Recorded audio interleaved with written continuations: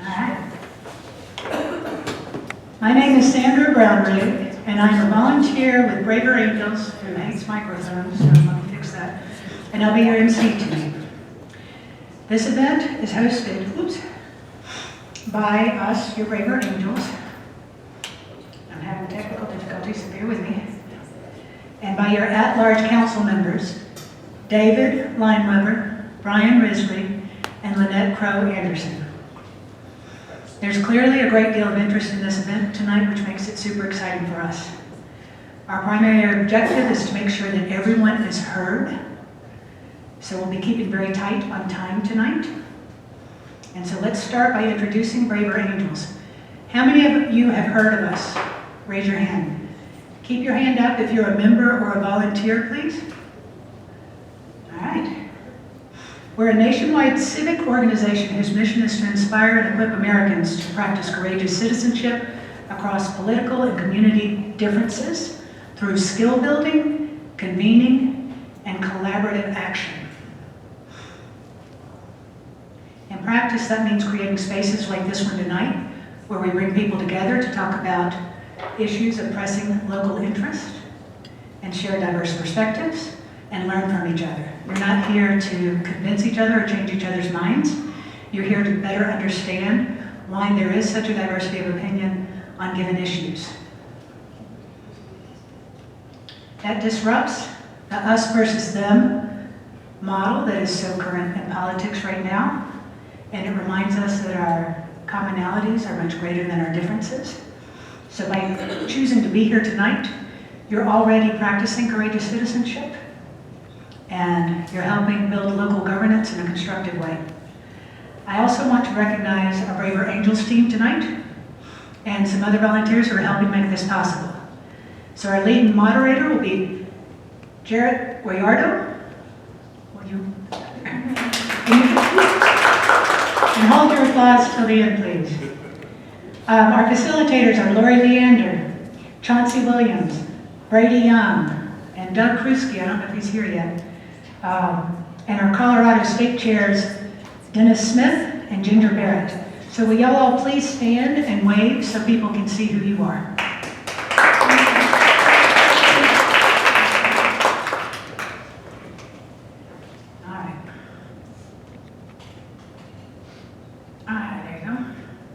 We also have a number of city leaders with us tonight.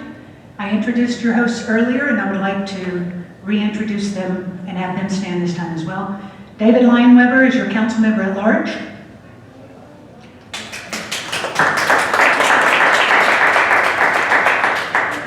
Lynette Crow-Iverson is your council president and council member at large. Brian Risley, your council president pro tem and council member at large. I'd also like to thank Michael Montgomery, who's the deputy city administrator, and Sam Friedman for helping pull this event together. They have been wonderful. So let me tell you how this came to be. Yes? I also want to recognize that the mayor's office chief of staff, Wayne Williams, is here. Oh. Good stand. So.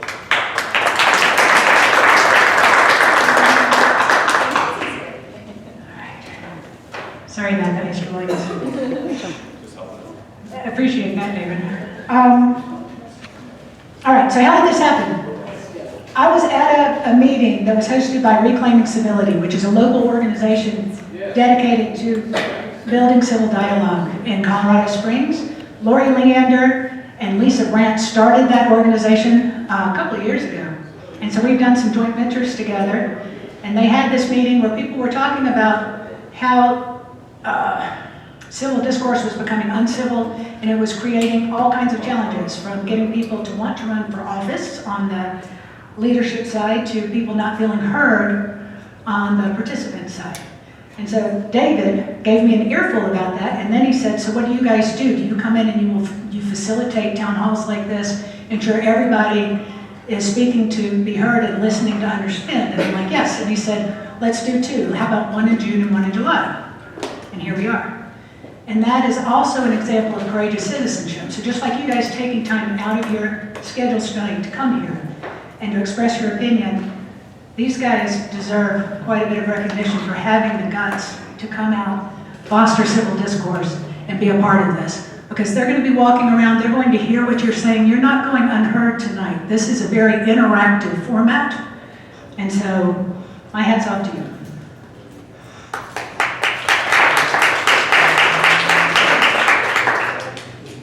Now, just in case you haven't been to this library before, the bathrooms are on either side as you walk out the door. This is an informal format, so if you need to get up and walk around, that's perfectly okay. The agenda tonight is straightforward, so as you engage in these breakout sessions, as I said before, the council members will be circulating around. You'll be sure that everybody will be heard, whether you are introverted or extroverted. All right, the goals tonight. We want to better understand each other. I've said that a couple of times. It's not to leave with a complete, detailed, comprehensive plan on how to manage smart growth in our city. We are here to foster a dialogue where ideas are heard and better understood, and you may still disagree even after those things are articulated, but you know where they come from. You freely, honestly, and civilly share your thoughts and concerns about local priorities, and your council members do the same in return. So they have a better opportunity to understand your perspectives and the values and experiences that you bring to those. So what are the ground rules? Well, we're here to understand each other and explain our views, not to convince anybody to change their minds. Let's each speak for ourselves and not try to speak for or represent some outside group. Let's stick to the spirit of the activity. So for instance, if you're asked to report out on your table, use that time to express the opinions you've heard at the table, not to extend your own opinion and further justify your own thoughts. And otherwise, it's standard things. Take turns, don't talk over each other. Be respectful. Don't roll your eyes, and don't use body language that is dismissive of the other person. It's pretty easy. Do you all agree to follow those ground rules as imperfectly described as I just did? Yes or no? Yes. Yes? Okay. Partly because maybe I'm having technical issues. That's not enough energy. Do you agree to follow those ground rules? I need a resounding yes. Resounding. Yes. Much better. Thank you.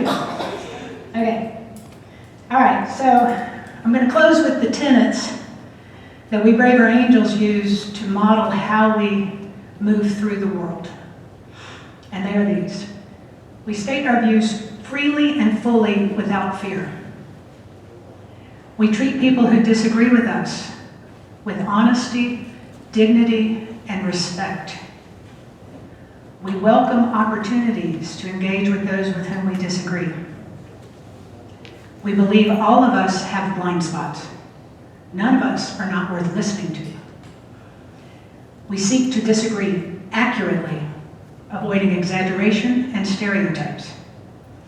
We look for common ground where it exists, and if possible, we find ways to work together. We believe that in disagreements, both sides share and learn. And in Braver Angels, neither side is teaching the other or giving feedback on how to think or say things differently. One last thing, we will be taking a picture tonight, and we'd love to get a photo of the entire group. So when Jarrett closes out, he's going to ask you to gather either here or in the back, depending on the light, and we'll just take a quick picture and send you on your way. We would really appreciate that. All right? So now I'd like to turn this over to David to say a few words.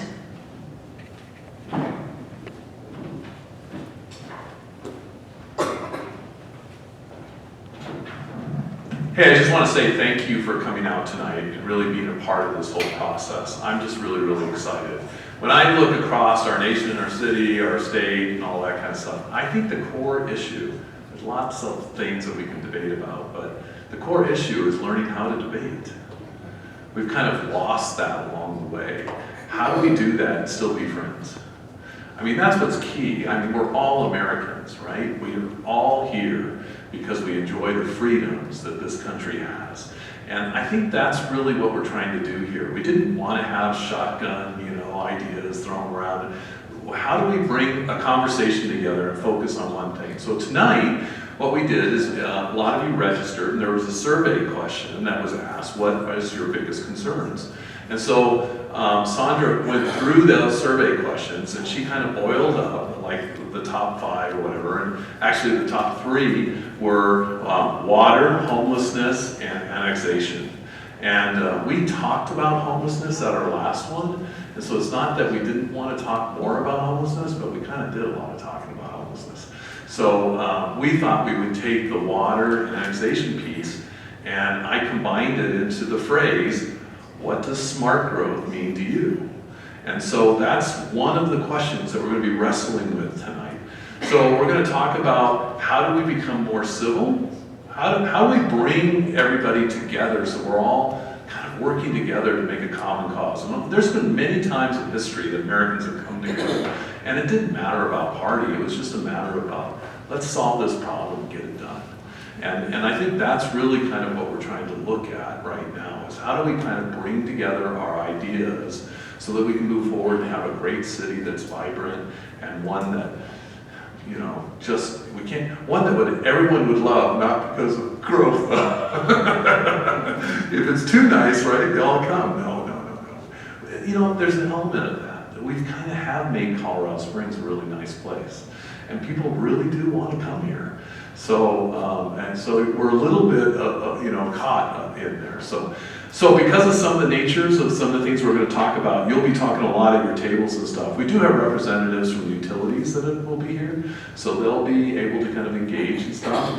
And actually, we even have Jariah Walker, who's here from Urban Renewal, and so talking about that kind of stuff, particularly when it comes to building within the city versus annexing out. So anyway, I don't want to get too far into the weeds. I just, again, want to just thank you for coming tonight and really elevate the point that meet your fellow Colorado Springs resident, because they're sitting at your table right now. And the 3 of us want to represent all of you, because we represent the entire city. Oh, I do want to make note that Nancy Hinjo is here from District 3. So I do want to highlight that. 5. One of those districts. One of those. I'm making a great effort here. So anyway, I do want to recognize that Nancy's here, and we really appreciate her as a fellow city council member. So anyway, from there, I think we're just ready to get going. Are we ready? Ready. All right, let's take it.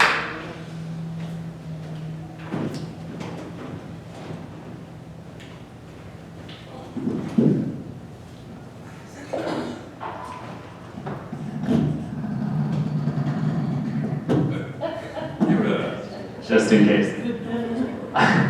Awesome. Thank you, David, and the other city council members, and Sandra, and all the Braver Angels, Reclaiming Civility. We have such a cool mix of people here tonight, and I'm excited for it. My name is Jarrett. I'm the moderator for tonight's event. So if something goes horrifically off the rails, don't blame anyone but me. But I think we're going to have a lot of fun. And I'm invigorated to see everyone here. I'm kind of like, I'm doing the table allocation in my mind. I think we have like the perfect number of people for this. And so what we're going to be doing, as we saw on the agenda, is in our tables, in our small groups, we're going to be tackling 2 topics. The first is polarization, how you feel about it, how it affects you, how you personally come to it. And then the second topic is smart growth. Same thing, how you personally feel about it, what does it mean to you personally. And we're going to have the within table discussions. You'll nominate someone at your table to report out, and then the council members will have a chance to respond to each of the table report outs. And then at the very end, we'll have some closing comments from the council members at large. So that is just a brief overview. So tonight, So Braver Angels, my role and the role of Braver Angels is to hopefully make this run smoothly and have everyone come away with your already good communication skills taken at least one step higher. So this is I want you to think of this as like a chance to practice your already great communication skills, but if we could give 2 little pieces of advice, maybe you already do this, and pro tip, this is not just for political discussions. One is practice if you can. You can do this however you want within the bounds of our guidelines in the Braver Angels way, but I think you will see it's very powerful if one, you practice expressing your view grounded in your own personal experience, in your own concerns, in your own background, right? Use a lot of I statements. When I was a kid in my neighborhood, or actually I did a little bit of this. I know we have some experts in the room tonight. So that's point number 1. Point number 2 is we're going to practice listening not only to understand, but to signal to the other person that they were heard, that you did understand part of what they're saying. And this is so powerful. If you can give some little indication, even if you completely disagree, there's nothing that they said that you agreed with in any way, shape, or form, if you can say like, oh, like if I understand you correctly, what you're saying is this, that is very powerful. You're going to have a much better conversation. And the other person is more likely to come away, going to be more receptive to what you're saying and come away with that mutual learning between the 2 of you. So that's number 1. Listen to understand as much as possible. Put yourself, your stance. I like to think of it as like as pulling back a little bit to just kind of like receive. And like you're watching like a really good show, you're reading a really good book, you're absorbing instead of waiting for your chance to get in there and give your opinion. So listen to understand and listen to be able to acknowledge, which is that piece about just letting the other person, the other party, feel like they were heard. So this goes for all of us, the participants here, the council members. This is our chance to practice and to showcase these kinds of communication skills. And as I said, they are applicable in all spheres of your life. So great opportunity here. And I think you'll find, we'll get into like some a little mini definition of what we mean by polarization. But one definition or component of the definition is treating each other as adversaries instead of mere like opponents who simply disagree with each other. And I think you'll find that if you're able to do this acknowledgement and signal to the other party that you at least understood what they said, even if you disagree, that you'll find that this can help take the temperature down a notch and maybe even turn a potential adversary into a dialogue partner. All right, so we are going to take some, let's see, I want to make sure we're okay. As much as possible, it'd be great if we are in 5 separate tables. Are you guys participating or are you just observing? Or? You're going to float. Okay, you're floaters.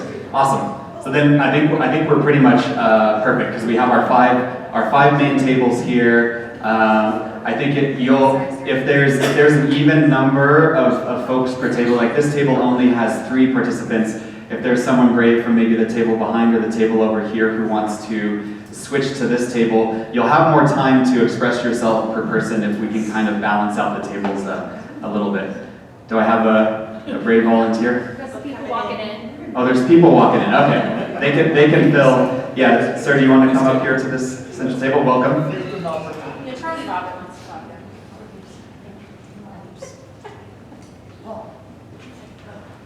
Yeah, we're gonna just introduce ourselves first. Just a short 30 seconds per person at your table. Each of the tables should also have a Brave Angel or a Reclaiming Civility moderator. Is there someone at this table, Ginger? Are you this one? Or you're okay. We got someone. Awesome. Perfect. All right, we're set to go then. So 30 seconds per person, name where you're from and why you're here tonight. We'll give you 5 minutes.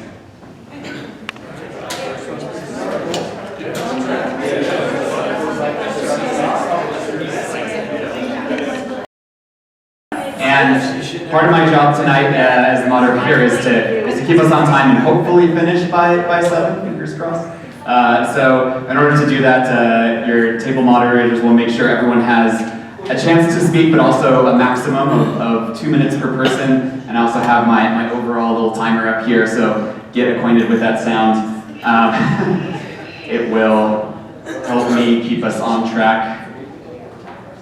So we are going to launch right into it. The first topic is polarization, and between now, so we're gonna take some time in groups, maybe like 12 minutes. So plan accordingly, table moderators, and we'll make sure everyone has a chance to speak. A maximum like 2 minutes per person. Go in any order, but just make sure everyone has a chance to speak. And between now and the report out, nominate someone to do the report out, to pull it all together. What were the main themes that came up? Where was where did the agreements cluster? And the questions on the table are: what are your concerns about polarization on issues as it plays out in your local community? And what life experiences have influenced your perspective on polarization in your community? And just a brief note, when we talk about polarization, by way of brief definition, we're not talking about disagreement, which is totally normal, natural, even encouraged in a democracy. We're talking about disagreement plus mistrust. And Braver Angels actually has like a list that they call the 4 horsemen of polarization, which is when you catch yourself or someone else doing one of these 4 things, it's probably polarized in some way, shape, or form: stereotyping, ridiculing, dismissing, or contempt of some way, shape, or form. So it's dismissal. It's disagreement plus all of that. The disagreement part is highly encouraged, and hopefully you've sat at tables with a variety of opinions tonight. But does that help clarify what we mean when we say polarization? Yeah. All right. Well, then yes. Can you go over those 4 things? Oh yes, the 4 horsemen. Well, I'll ask you guys. Who was listening well enough to reflect back to me?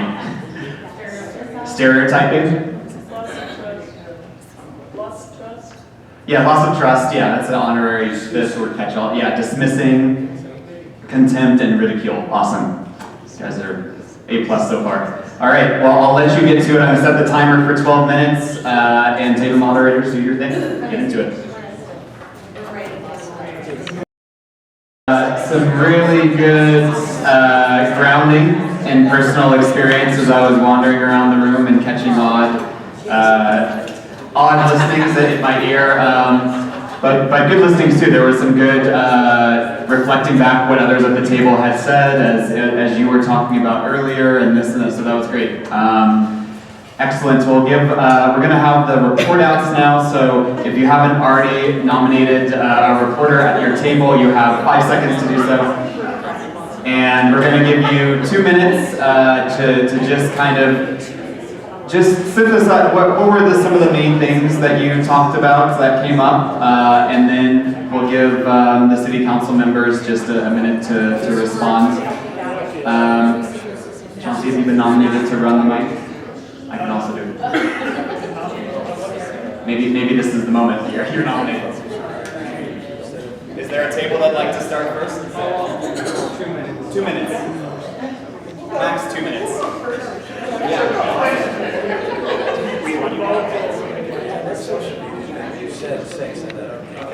Sorry, it's going to be.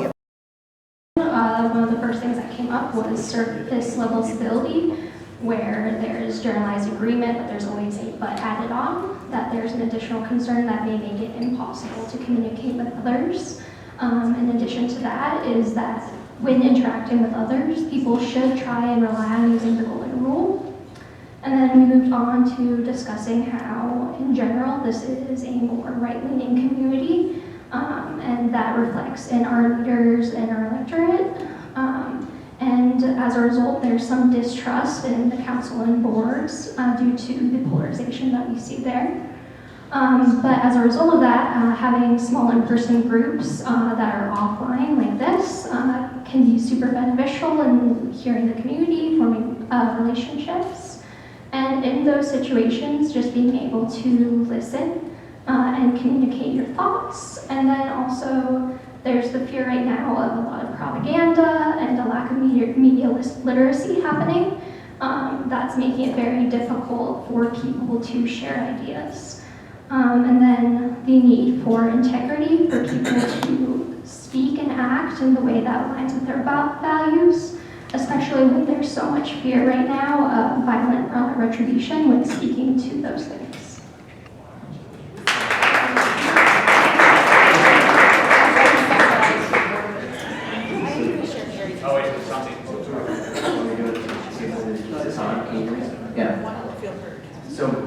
Maybe I'll address that too, because I was listening to a little bit of your conversation. First, I want to thank you all for being here, everyone in the room, and certainly thank you for your comments and your perception of distrust and the concerns that you've raised. One of the things that I heard mentioned that didn't make your list, but I found particularly interesting, was the comment that these types of events, maybe we need more diversity. How is information distributed about this, and why is it that there are maybe only a certain number of people from a certain part of town?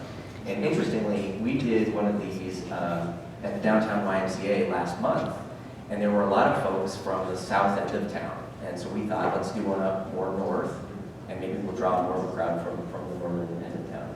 So just by way of maybe some explanation, and I think that the comment was made in the context that part of where polarization occurs is because of the lack of diversity, or the lack of cross-pollination of ideas, and the lack of communication among different perspectives and different groups.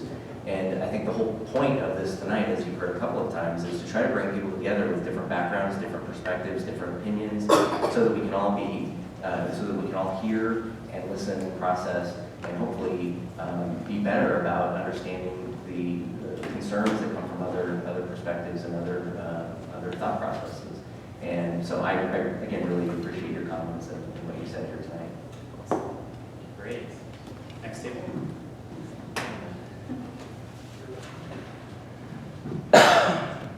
Thank you. So we started off with a discussion about how polarization, we feel, prohibits and blocks people from having discussion, right, or even reaching compromise.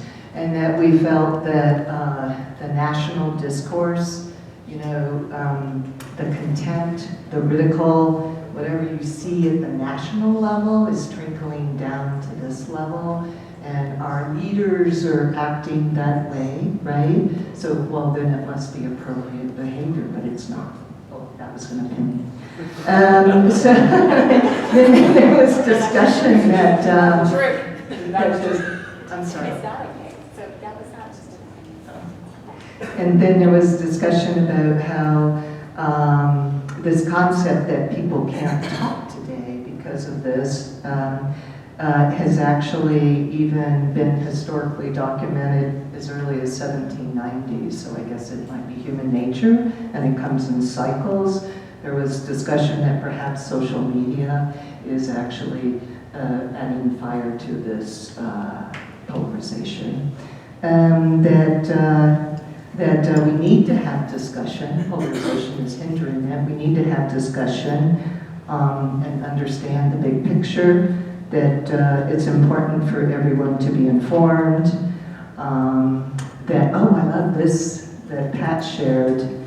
There's, instead of it's my way, only my way, or it's your way and only your way, it should be our way. Yeah. So that was really good. So we need to talk to reach compromises. Multiple people at the table said that they are afraid to speak up, especially about views and perspectives. That this polarization is not just around political lines, but it also might be around topics like school or maybe even data centers. So yeah, won't say a lot of stuff unless I know the people I'm talking to, because that's where society has gotten us. And that's it. Perfect. Thank you.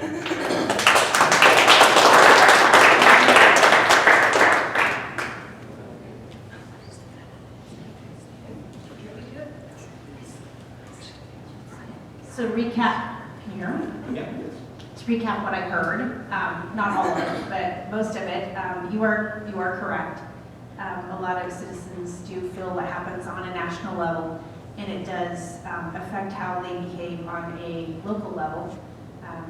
That is very true for many reasons, and we see it. We have a lot of people that come to council that talk to us about things that we have absolutely no control on a federal level, and we do listen and we do hear. So perception is reality.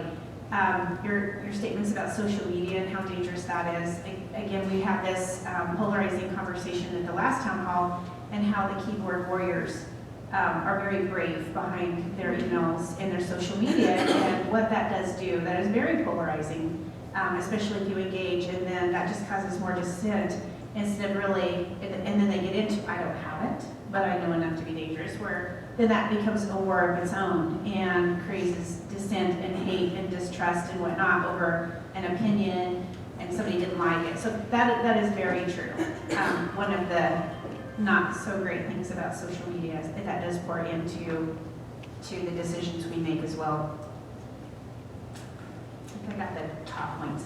Yeah. Thank you. Awesome. Keep it. Yeah, we'll just circulate this way.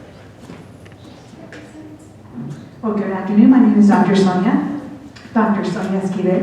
I want to thank you and three individuals for coming this evening. And one of the questions, or maybe I want to appreciate Councilman Bryan's comment, and I want to further dig into the how. I appreciate you bringing up the diverse and different backgrounds. How do we get those people to the table? Of course, that's for another topic, because we don't have enough time for that. Another time for that topic. But y'all already mentioned some of the themes that we also brought up. So I'm going to share the I stories that came from this table. Let's see, social media already got brought up, listen to be heard, trustworthy, transparency, all of that good stuff. But here's one. City council polarizes. There's no trust. I feel ignored. I'm not listened to. My thoughts are falling on deaf ears. Simply watch the body languages.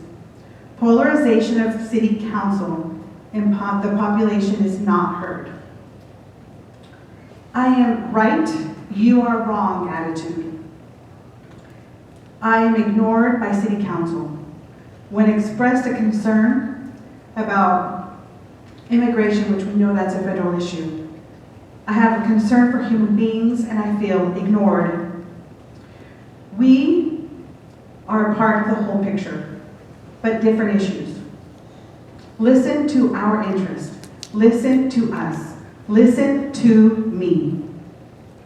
I matter too. I don't like lies. Be transparent on the how. Because when you are untruthful, I lose trust. Humbleness is important to me. Thank you.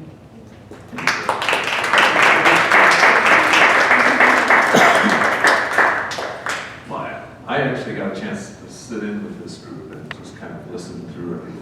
And is this working? Yeah. All right. I guess I can't hear it, but I'm just uncertain. But so I'll just project anyway.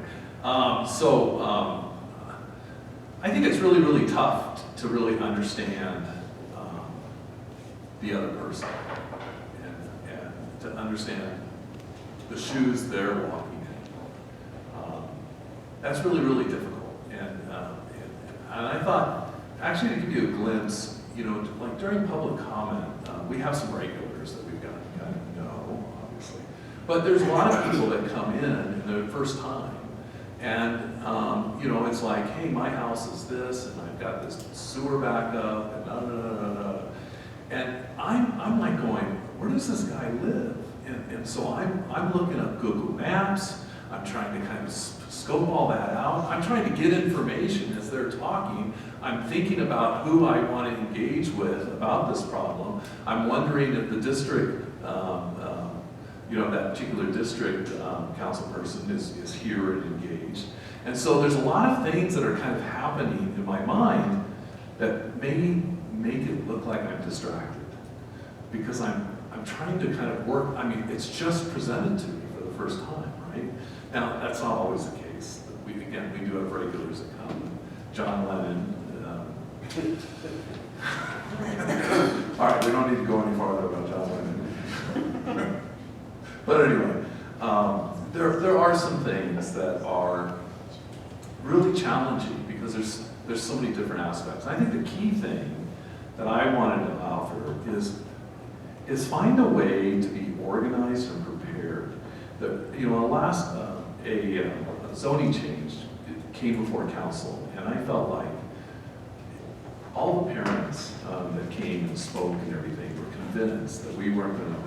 They got a 9-0 vote to deny the change because they came with their hearts and organized. And I don't think any city council member could go along with the zone change.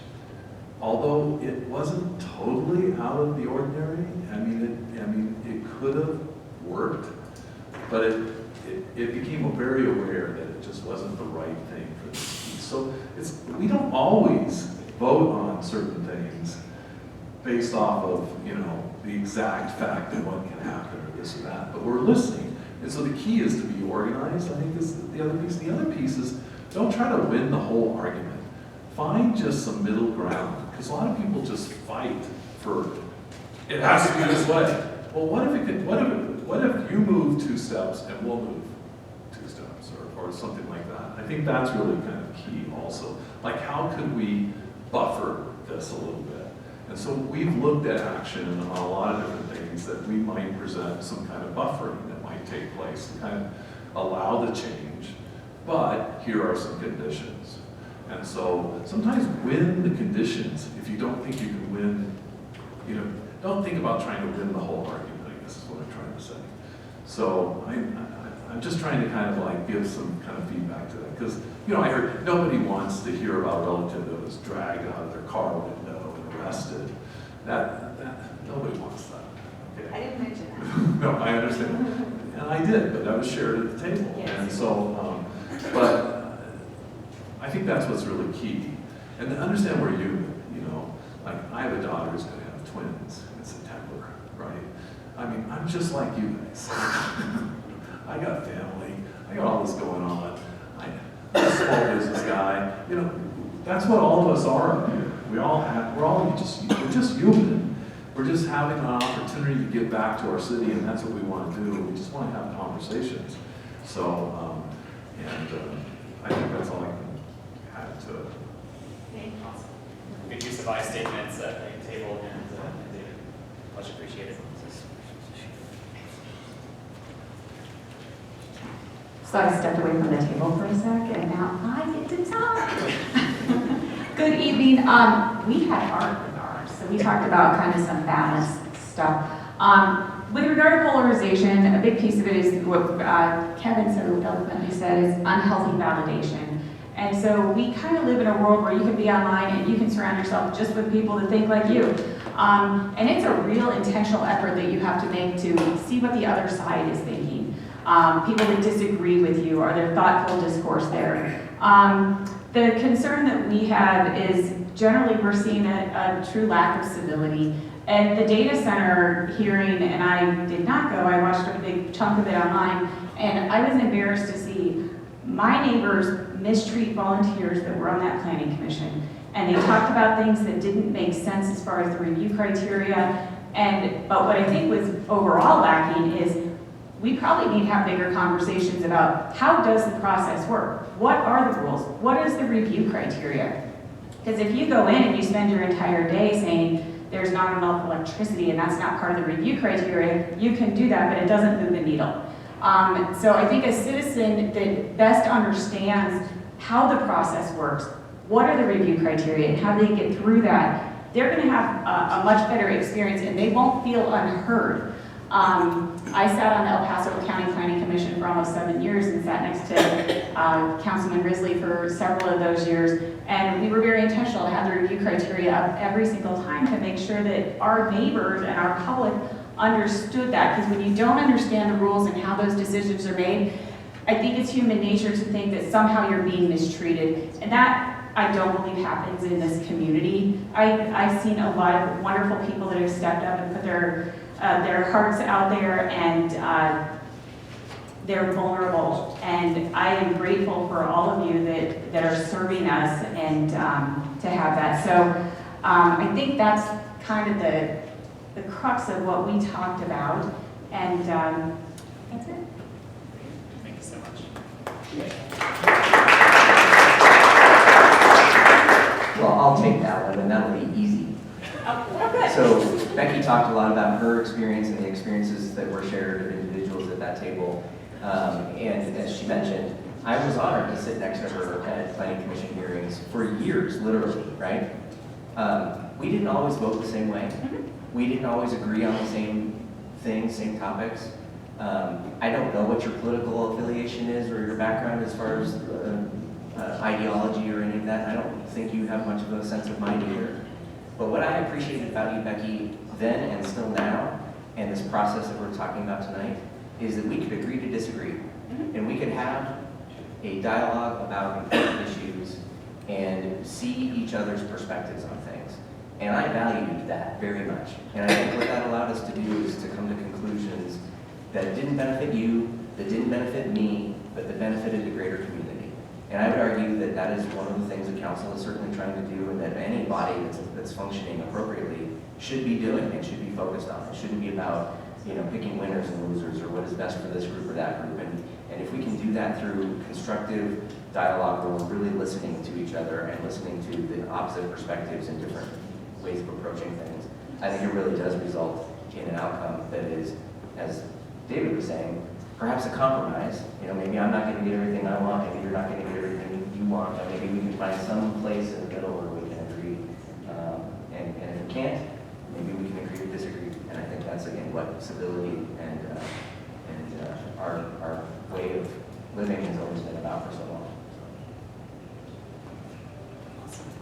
Thank you. And last but not least.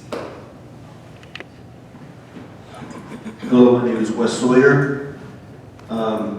So a lot of what has already been discussed is similar theme to what we've been discussing. We talked about some of the shortcomings that we all have with respect to polarization, such as not recognizing our own blind spots, not being open-minded, etc. And they're very similar to what others have already said. Emotion or fear plays a big part in polarization, right? Because people are operating out of a fear of something. And we all are, right? We all have fear. We're probably here because we have a fear of civil discourse deteriorating to a point where we can't get things done. Emotion is playing a role that tends to lead us in a polarized direction. So to be detached and rational about everything is a challenge for everybody, right? And then we had a lot of personal experience shared with being a feeling of lack of representation in decisions. And we all know that in a big community like ours, when decisions are made, there's going to be people that are unhappy. What? They have to rationalize the outcome that they did not approve of. And the typical reaction is to say, and the natural one, right? I mean, it's totally natural is to say, well, my side wasn't well represented.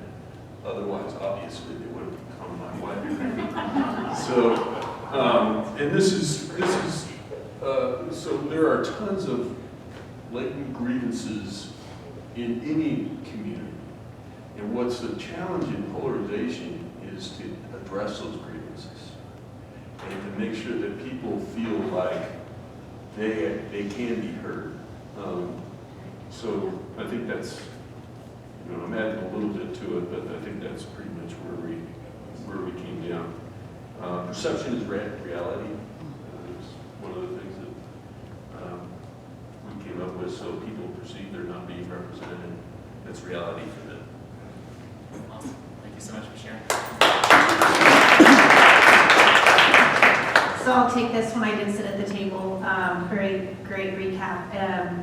And it was very nice to hear from Shekinah and her husband, who are young compared to some. There's some other young ones, but the majority of the are not 30. And so, you know, wow, twice 30. Let's be honest. And so, to her perspective, she's saying, you know, I'm here. You know, where's the people that represent, you know, us and our thoughts? Because 30-year-olds, whatever the criteria is, think of it much differently than maybe the 60-year-olds, and for different reasons, but good reasons. And so, to her point, I mean, even moving up north, it's still, you know, more of an older group than a younger group. And so the perspectives will be different for different reasons, yes? He deserves it. So, because they have, you know, they're looking at 30 years down the road, what do they want in a city, where, you know, the 60-year-olds are looking at what they already have in the city and how they want to keep it. And that's just, again, the perspective, right? And so that was very eye-opening. That was really great information for me, because I'm like, you're right, you're looking at it from, I'm raising my family, I've got 30 more years, you know, before I get to this. I just want it to stay how it is, because, you know, I'm just going to slide out of here in 20 years kind of thing. So I really appreciate the perspective of this table, and I'm not going to rat you out, don't worry. And we talked a little bit about, you know, the people that come are not representative maybe of how the vote goes. It's because a lot of people are working and they have things to do, and they can't come to every meeting. And so certain organized groups do come, and you hear more of them, and the vote doesn't go that way, and then they say, we weren't heard. Well, we're following a criteria.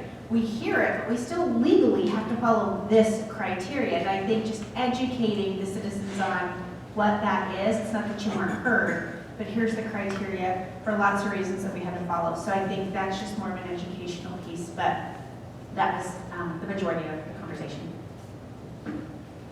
Awesome. Well, round of applause for everyone.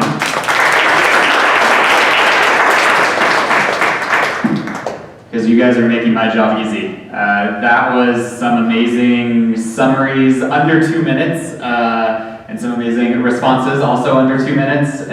Some great summaries that you know, touched upon the personal experience, but also those I statements, and especially the emotional I statements, right? Like, I feel unheard, I feel frustrated, I feel unrepresented, I feel afraid to voice my opinion. Like, that's where it's at. And some great reflecting by the city council members about, you know, what was heard, and then, you know, some potential solutions, but really that's the cycle we're going for, is the reflection, and then, like, what can we do about it? So hopefully there's a broader, like, arc to this whole event here that follows that as well. But great job, everyone. We're going to launch into the next one, but first, the sloths, plural, are telling us it's time to, just, you can stay seated or you can get up, just kind of shake it out a little bit, and stretch. Loosen some joints. Where are you storing your tension? Mine's in the neck. Start topic number 2, which is smart growth. And what does smart growth mean to you? There it is. So, same format. You guys did it very well. And this is not me at all panicking and consulting the AIs because I didn't realize what smart growth was, but just in case there's anyone else out there who just needs like a foundation. When we say smart growth, is defined by a set of core urban planning principles aimed at making neighborhoods healthier, economically stronger, and more resilient. It's an approach designed to combat suburban sprawl that directs development toward existing communities by mixing land uses, promoting compact building design, prioritizing walkable neighborhoods, and expanding public transportation choices to reduce environmental impact. That's not meant to be an end-all be-all definition. That's just to kind of like give us a grounding, and that's just a starting point. So when we really sincerely mean what does smart growth mean to you, it can mean something from that list or something outside of it, but vaguely related to that topic. And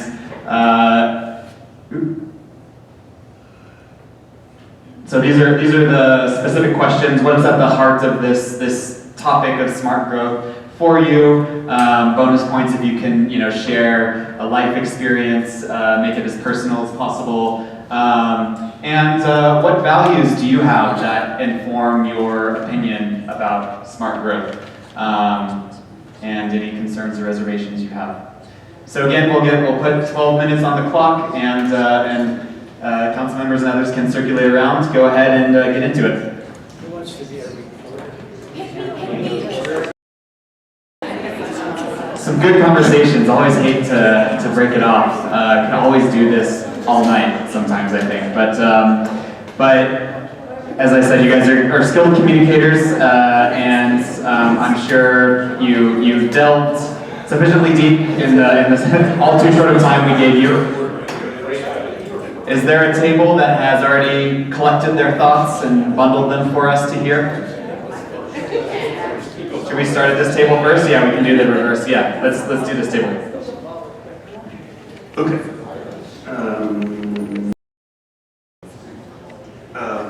So an interesting thing that Doug brought up was, understanding how the different aspects of growth decisions are weighted, right?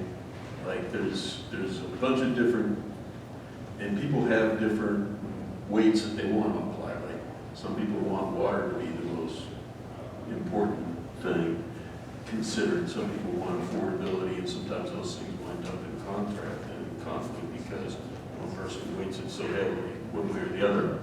Sorry, yeah. So that was a thing that came up, and then people expressed a real anxiety about affordability and the ability of future generations to make it in Colorado Springs, right? If you're multi-generational in this city and you would love to have your kids live here, you got anxiety about their ability to do that, right? Because the jobs aren't there or whatever. Businesses drive everything good, right? I mean, a job comes from a business, and if the businesses are not able to thrive, then the community is just not going to be able to thrive. So a lot of us like to throw rocks at businesses, but that's the key, because it's not going to, a lifestyle is not going to come from other things, or at least that's the feeling that was expressed. And so infrastructure not being in place, there is a perception at least that the necessary infrastructure for growth is not in place and that we get ahead of ourselves. And smart growth is planned growth. And there's a perception that it's a bit of a free-for-all in development to some extent right now. And some of the growth that's taking place isn't well planned. Great. Well, those are great comments, and I'd love to respond to them. And I listened to a good part of your discussion, and a number of the things that I heard from that table really resonated with me. I think that the comment that business is sort of the key to a lot of the other things that happen in the community, in my view, is really spot on. And as a small business owner, I feel like I'm not doing what I do for my own benefit. It's because I know that if I hire people and pay them a decent wage, it's going to put money on the table for them, or food on the table for them. So I think that is a really important aspect of smart growth and what growth kind of looks like and what drives growth. The other comment that I heard that I also think is really critical is this notion of prioritization and balancing different things that may end up being competing interests. And that's a huge challenge, certainly. And the idea is to understand as much as you can around the varying competing interests and varying topics. And again, it's somewhat like what we were talking about before with polarization, trying to find common ground, trying to find some place in the middle where you can address affordability, but also address smart use of resources. Think about the implications of traffic and of pedestrian access and all of those kinds of things. So I, again, just really appreciate some of the comments that you made, and many of them really did resonate with me. I think, Jiraiya, you and I share a lot of things in common, not the least of which is that we were both born and raised in Colorado Springs, and we both have kids that are growing up here, and we're both concerned about their ability to find a place to live. And whether that's because with infill, often infill can be more expensive, and so is infill a good answer for affordability? Possibly, maybe not. Is expanding outward a good thing for affordability? Possibly, maybe not. And that's the challenge. So I think it's a great discussion. Thank you. Yeah, we're just going. Yeah, we can go anywhere. It's fine. You're eager. Do it. Okay, there was quite a few really interesting issues, and solvable probably. Break up our town, split it out into some of the divisional areas to make it more manageable, so people have more interest in their local area and contribute more. And it will help with the public transportation system, which we don't have at this time, such as the southeast part of town or the Banning Lewis Ranch part of town. Self-determination. Another big one was paying the leadership livable wages, because it'll bring in more people willing to run for council. They can't afford to do it until they're retired or they're wealthy a lot of times. And we still need more diversity on not just any public position, I would say, that when we're running for it. A big one also on the research different areas, research and listen carefully to what people are saying. And then this went into quite a few suggestions, such as, at Banning Lewis Ranch, there's a lot of public storage and car washes every month. And who is approving so many more than anything else? We have growth and we need water for them. And the water district is outside some of that area. So how much do we let Banning Lewis grow? Nuclear power. We need to look at nuclear power for clean growth. Our consumption is increasing, especially if our city increases. Low frequency noise levels need to be looked at in zoning. They don't feel it's being done well now. Low frequency, especially the mixture in the zonings. Transient development, transportation. So we're so car-centric in our city compared to some other cities of our same size. Let's look at more of the public transportation. What else can we do? It was also brought up that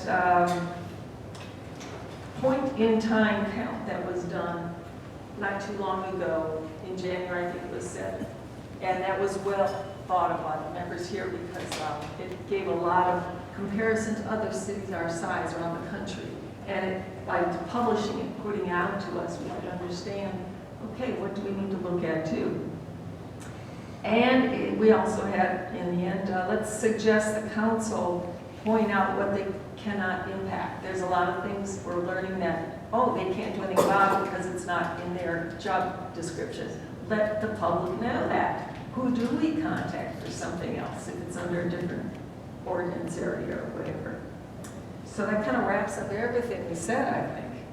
Great, thank you so much. And I sit at that table so I can address some of the things that were stated there. And I will first address the council pay because we hear a lot about that right now. This year, if not the last year.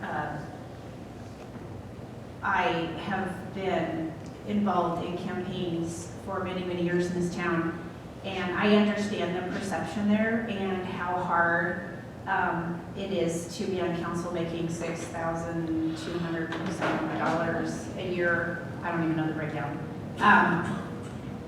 And there's a lot of push for council to refer this to the ballot. It's very hard for this council to refer a pay increase to the ballot for ourselves. That is very difficult for us to do as well. I understand how a lot of people feel because they come and tell us, but it doesn't poll well in this community. So when people are out there polling council pay, the majority of the citizens in this town are saying they will not. And this has been on the ballot several times. This has been on the ballot and it doesn't pass. But there is a way forward. City council doesn't have to refer that to the ballot. You can petition that on as citizens and get that on the ballot if you wanted to too. So it's not that just we won't do it. There are other ways to get that on. I just wanted to educate everybody here that if council doesn't refer it to the ballot, you can petition on if you really feel strongly about that and then run those campaigns. But you know, do your homework because in this city, it just doesn't pull up. People do not want to pay council more than what they're paying them right now. This isn't a new issue. So I wanted to address that because one of the things that the table said, they don't really understand the difference between the strong mayor form of government. We are a legislative body and we do legislative acts. And then there was a lot of concern about our transit system and where it goes and why it doesn't go to different places. And a gentleman said he doesn't believe it'll get out to Banning Lewis until 2050. And why is that? Who makes those decisions? And so more of an education, which city department runs that versus what city council does. Now we approve the budget for the department, but we don't have any say on where those bus stops go and what buses we buy and so on and so forth. That's an administrative. So the mayor's the CEO of the city and city council is the legislative body.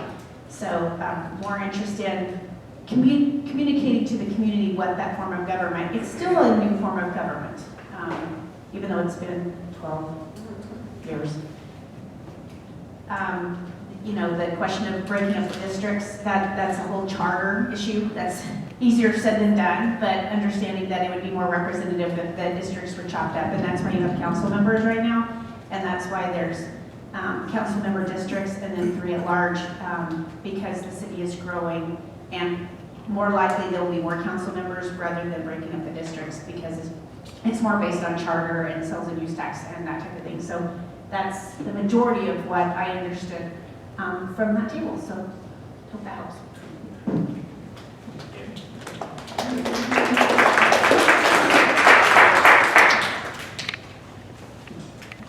Well, so my group, I'm Becky Fuller, by the way. Smart growth, who would not be for smart growth? That's like being against puppies. So everyone wants smart growth. The question is, it's really kind of it comes back to the polarization or like the diversified ideas where in our culture we highly value private property rights. And we're weighing that against the opinion of what each one of us thinks is the best thing for the entire community. And in El Paso County and Colorado Springs, we tend to favor more on the private property side of the scale versus what the collective might think is the best route. And the question is, who's right? I think I'm always right, and you know, sometimes you voted wrong on the planning commission. But then the decision was done and we moved on to the next thing. But that's really the crux of how do we have that discussion, like, do I have the right to control, changes that you might want to make to your land? Well, maybe not, was it zoned properly in the rice bus, or have we changed enough that things should be considered to be different? That's it.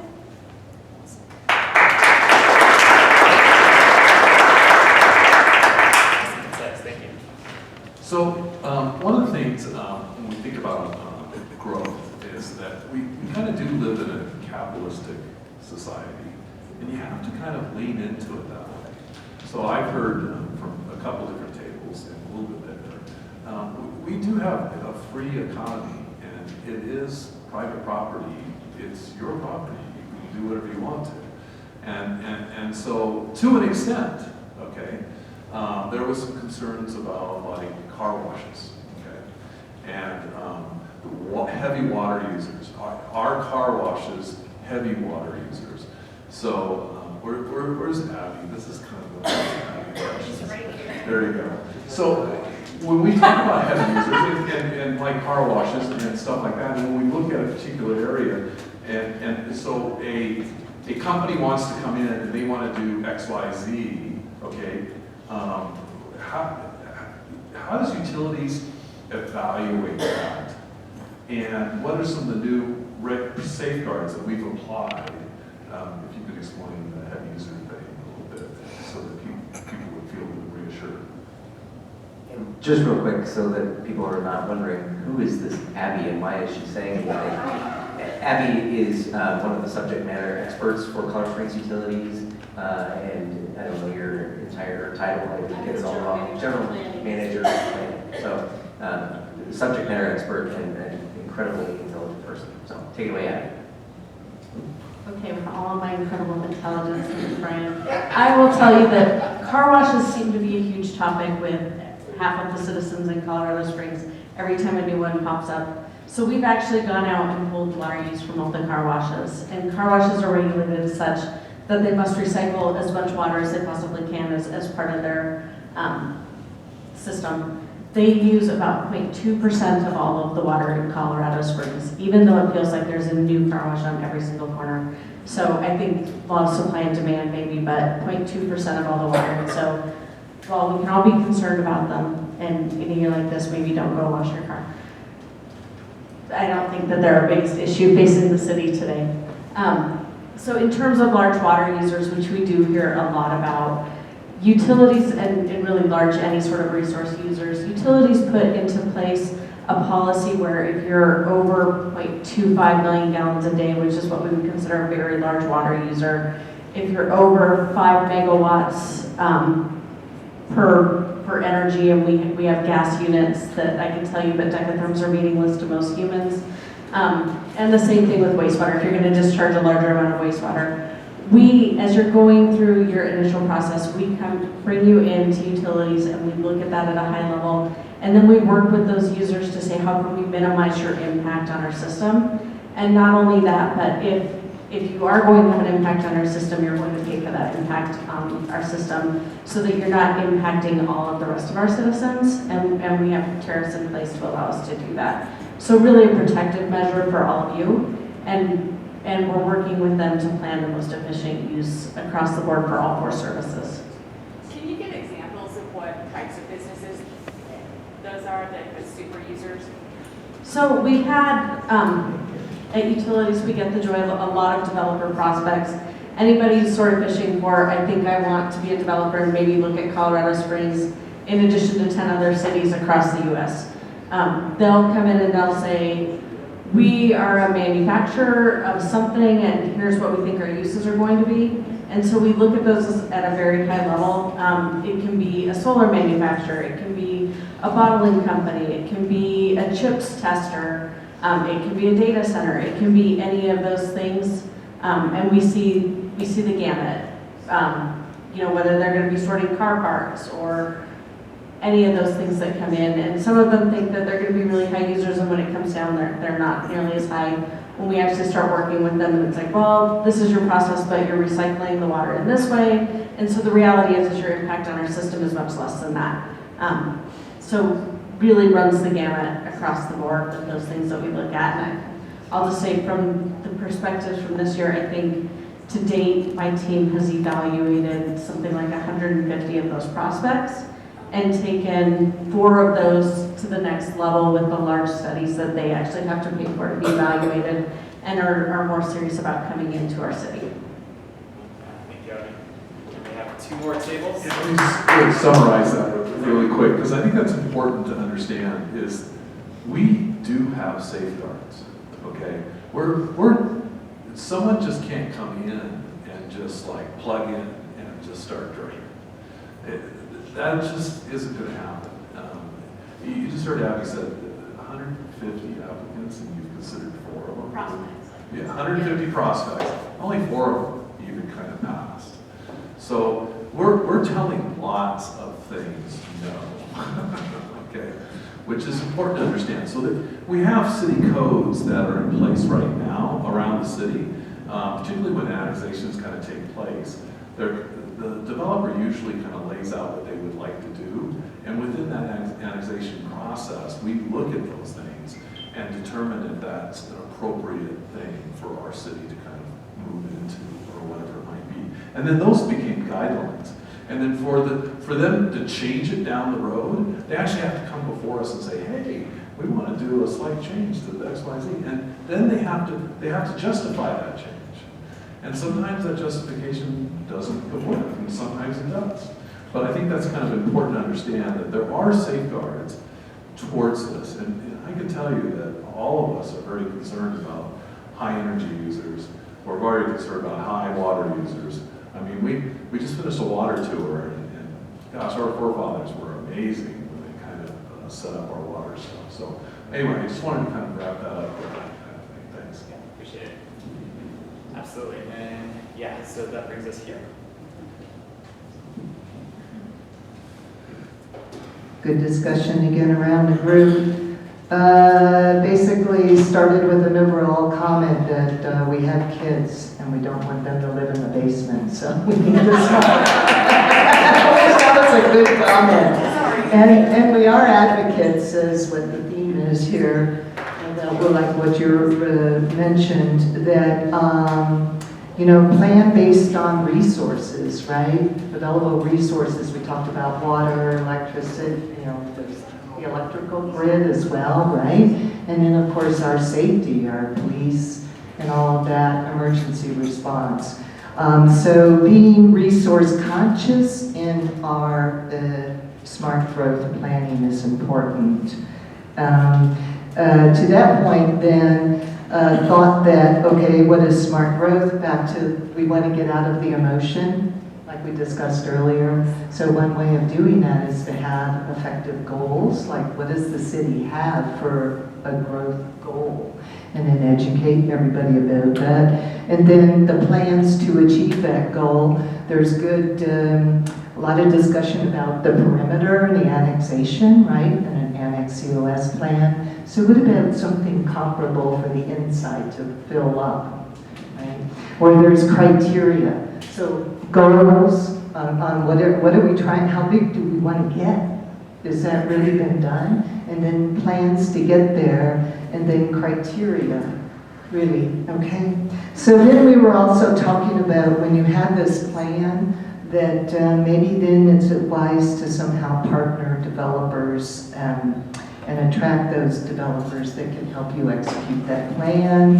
And then there was discussion about how the state is intervening a little bit in our local plan. Just acknowledgement of that and appreciation of the city working against that. And then the last comment I have here is, smart growth needs to include other factors like schools and perhaps the relationship between county and city. That's what we have. Great.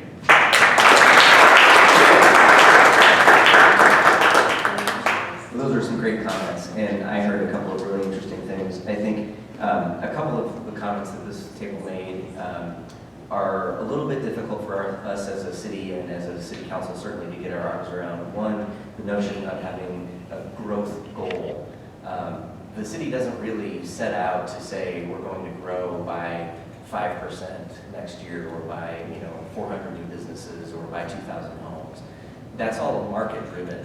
That's driven by to what this table was talking about before. How many businesses are interested in coming here? How many people are interested in being entrepreneurs and starting their own businesses in Colorado Springs? How many people are moving to Colorado Springs to work for those businesses? So it's really market driven, as opposed to a framework that the city could set out and say we want to grow by X number of people over a certain span of time. That's not the role of local government. That's not the mechanism by which things happen. And I don't like being in a reactive situation, but honestly, we tend to be reactive when somebody says, "Hey, we want to come here and we want to, open up a whatever it is, can sorting company and we, 1 million gallons of water." Can we just clarify that we don't ever see them, we just tell them the impacts are and choose whether or not to mitigate them. So Abby says, utilities doesn't say no as the first mode of operating to mitigate, but more, here are the impacts, what are you going to do to mitigate them, right?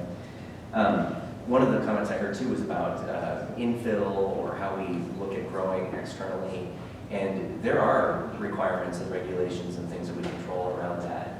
When it comes to infill, Plan COS is a document that the planning department put together that is focused on how the city should grow if there is the need to grow. And it was really focused on infill. And it talks a lot about what infill development should look like, what makes a good infill project, what compatible uses make sense, what harmonious uses should look like. And so that's a great document. And it was actually just recently updated here within the last couple of years. So that's a wonderful resource if you're interested in what infill looks like. In terms of what growth on the perimeter looks like, as you mentioned, this table was talking about Annex COS, which is a plan that the planning department is finalizing right now, that gives us a framework for how the city should grow externally of the current boundaries. And I think that's a very interesting topic, because it does, like we were talking before, going outward could be more affordable than infilling internally. The last thing I just want to comment on, I heard you talk about state regulation. And I don't want to speak for the entire city council, but I think the majority of us absolutely believe that state regulation is a huge impediment to our ability to do what we think is right for this community. So the city has what's called home rule authority, and that means that we, in many ways, can operate autonomous from some of the laws and regulations that the state puts forward. However, there are certain laws that the state has enacted that infringe, in my opinion, on our ability to uphold our home rule authority and make decisions on our own behalf. And many of them are under the guise of housing affordability or creating better opportunity, and the reality is that when they're implemented, they have the opposite effect. They make things more expensive because of overregulation. They make it difficult to develop in a way that makes sense for our community. They force regulations on us that our citizens don't necessarily subscribe to, and it's, in my personal view, not very helpful at all. So, thanks. And how do you communicate that to state legislators? Well, so how do we communicate that to the state? And great question. We've created resolutions in opposition to a number of those state laws. We've lobbied against a number of the laws. I've testified personally in Denver on a couple of occasions. We opt out of things when and where we can. So some of these will say, if you don't opt out by X date, you agree and consent, and you're basically adopting it. And so when we can opt out of things, the city has chosen to opt out. So those are ways of doing that.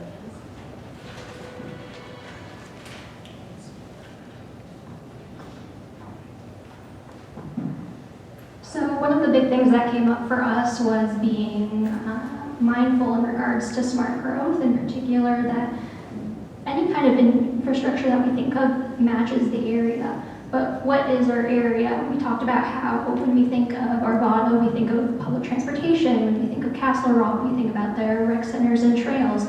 What do we think about when we think about Colorado Springs? None of us could come up with an answer. We need around Denver, our tax money is moving out of the community. It's not staying here.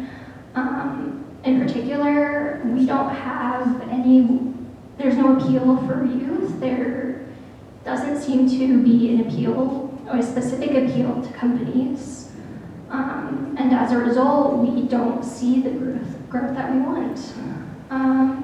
And other things that we mentioned, Julian has talked about the possibility of solar power, the expansion of that as a possible growth area. That hasn't happened. Jessica's talked about the possibility of starter homes for affordable housing. None of that's available to us. And as a result, we don't see people moving into the community. We don't see job creation happening. And as a result, we're seeing crime rates rise. And unfortunately, our community is trying to respond by giving more money to our police. But what we really should be focusing on is prevention. And prevention means bringing in jobs and bringing in an appeal for our community. That could be community gardens, that could be affordable housing, that could be solar power or other renewable energy. But we need to figure out what that is.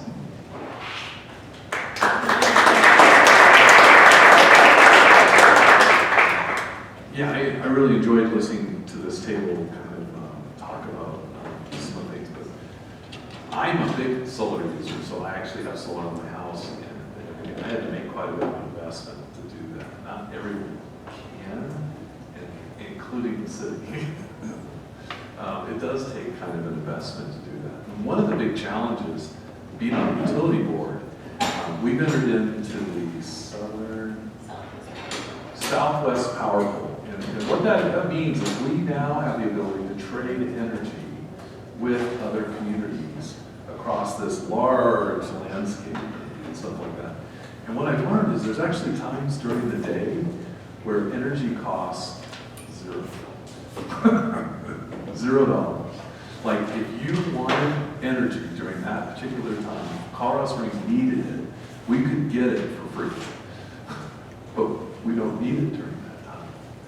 And that's one of the things that's becoming a big challenge with solar, is that during the middle of the day, we kind of don't really need the energy right then. We need the energy between 5 and 9 o'clock when the sun goes down. And that makes it really difficult. So we're going to have to look for new resources. How do we generate power when it's the most expensive between 5 and 9 o'clock? How do we generate power to keep up, to keep everyone at home? Because everyone comes home, turns on their dryer, turns on their TV, and cooks dinner.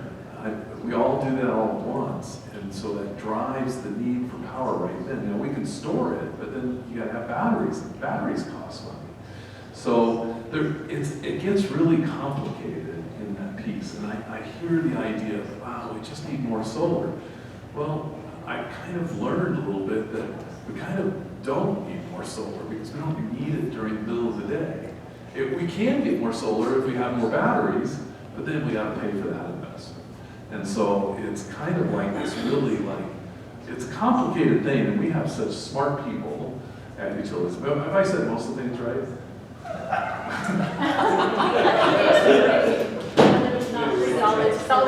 Oh, that's true. That's the other thing. So the energy's free, but then you actually have to think about transporting it through the power lines, okay? And there's usually a charge to transport that energy. So we can do a big solar field, but then we have to bring that power to where we need it, type thing. And so there's kind of that degree of it. So it gets to be really complicated, and it will only get more complicated as we kind of move forward to really look at addressing our energy needs. So I think I wanted to kind of focus in on that piece itself. But the other piece is I wanted to revisit the affordable housing piece, because I think the key thing there is there's a market out there, and developers are building expensive apartment units because people want them. I don't understand that. I mean, people do want them, and they're buying them, and they're living in them, or they're living in those houses and stuff like that. And we haven't given developers enough incentives to build cheaper things. And we've made regulations so difficult, they can't downscale them. We end up, it's like, buying American, for example. American usually is higher quality, lasts longer, all that kind of things, right? That's typical when we talk about buying American. But we know it costs more, right? Well, that costs more is those regulations that get put into play. Because we don't want someone to live in a place that's not the same quality. Or do we want it cheaper? See, that's the rub, and that's where the regulations are. We've kind of set this baseline. You can't build it any cheaper than this because it has to maintain these qualities. And that becomes really difficult to kind of get over that hurdle. My son would love to buy a one-room cottage if he could, but you can't build that in Colorado Springs. That's the challenge. So anyway, that's kind of what we're going to do with things.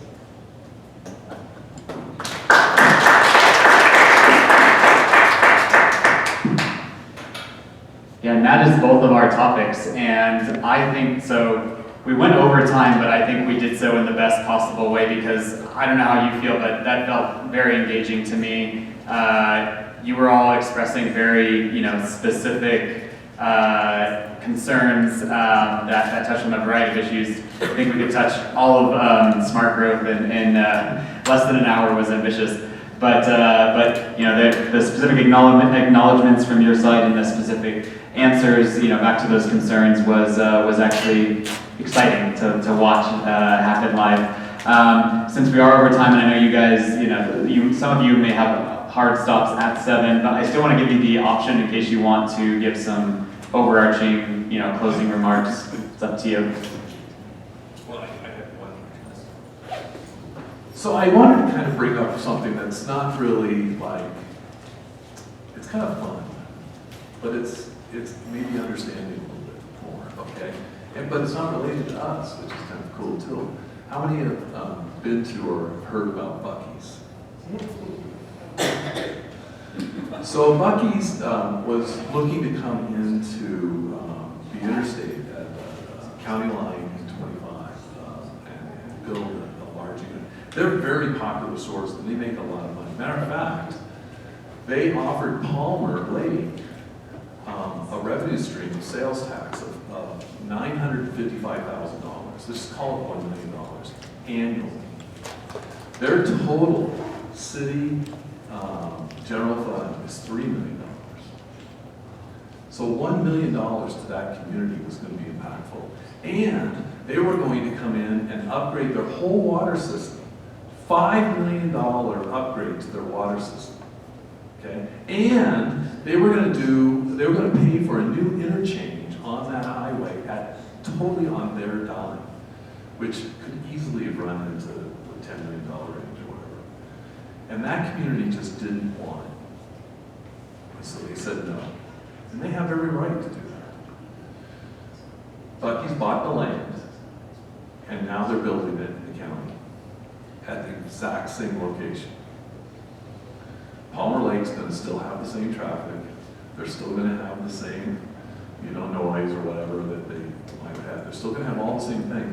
It's looking like Buc-ee's is going to come and just be in the county. And Palmer Lake is going to get none of those benefits. That's happened to Colorado Springs. There have been annexations that we've said no to. And then they've come in anyway under the county. And so we've missed out, and then we got this hole now in some of our areas because of that. And so I understand, I don't want Colorado Springs to get any bigger. Well, that's just a tough thing to look at. We have to think smartly about that growth, absolutely. And I'd love to have more conversation about what smart growth means, because that's a big term. But it always sounds positive.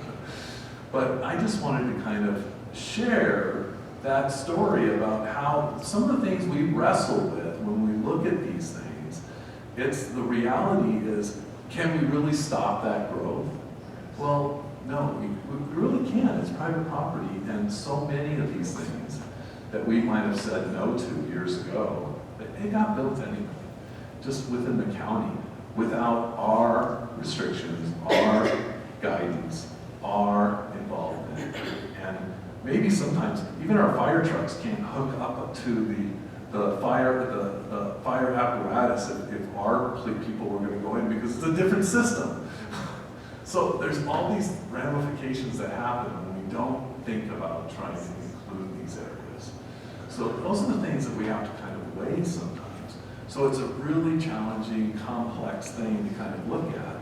Growth is inevitable because we do live in a very beautiful city. I'm very positive about it. And I've actually learned from the Chamber of Commerce that we actually have more youth wanting to stay here more than ever. We've got more corporations than we've ever had moving to Colorado Springs. And I've got tons of stories of families saying, I want to invest in Colorado Springs. So this is a really, really special place. I'm excited about our community, and I know that both Brian and Lynette are also very excited. We've got some really positive things that I think are happening and moving forward, whether it's within the city itself or whether it's with our utility company. We're having some great conversations about things that really looking down the road that are really quite exciting on how can we address these things. We're being strategic. We're really looking at it hard, but we can't divulge all the deals all the time because we have to kind of like think strategically and then roll out a really good plan. So I want to give you some confidence that we are seriously, I love all 9 members of our city council, and I really think that we all deeply do love Colorado Springs, maybe in a different way, in a different aspect, but I truly believe you have a very strong representation. And we really do listen, but we have 500,000 people to listen to. And so we have to balance all of that. It makes it very, very difficult. I want to really thank you all for coming tonight. I really enjoyed the conversation. We'd love to carry on this conversation, but we're out of time, and I should just probably quit right now.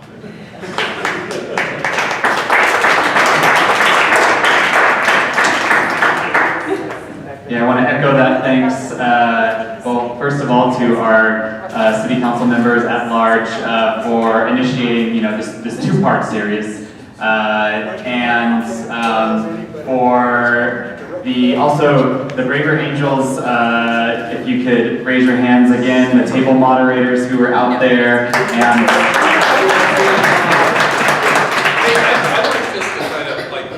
these guys, if you really like this kind of dialogue and stuff like that, want to get more involved, go to braverangels.com and join. Be a part of the conversation. What? Got a card. Send you this card on our website. There you go. We need more people. So I just want to kind of elevate them. I think it's a great opportunity, and so consider being a part of it. okay. Yes. Thank you for that shout out. So please do get involved with Braver Angels if you're interested. We always need more volunteers or just attendees at our events. Let's see, I want to thank the library who is asking us to kindly exit the room. But the picture. We're going to do a picture outside, Sandra? Yeah, outside in the... Okay, we'll do a picture outside. If you can snap a picture of this QR code, we always value your feedback. But thank you all, most of all, for coming out tonight and being a part of this really excellent dialogue. Thank you.